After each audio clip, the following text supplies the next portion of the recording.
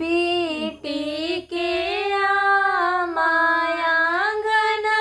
बीचे रोएली मोतिया मरण ढोरे लोरा हो आवानी बेटिया के घिया दूध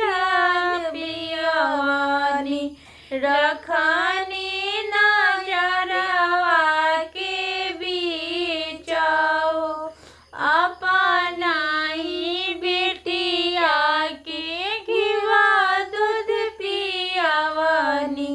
रखनी नजरिया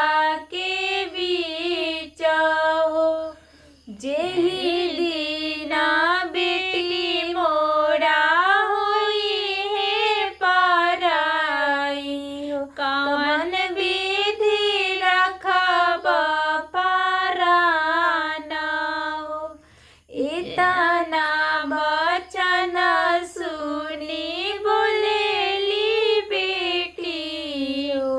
सुना मैया मोरी एक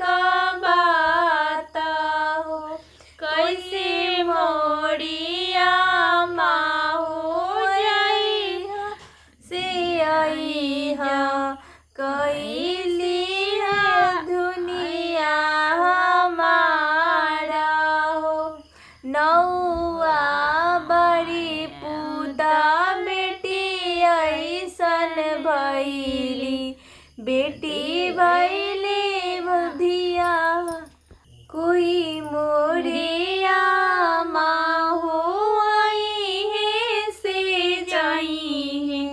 केली है खबर हमारा हो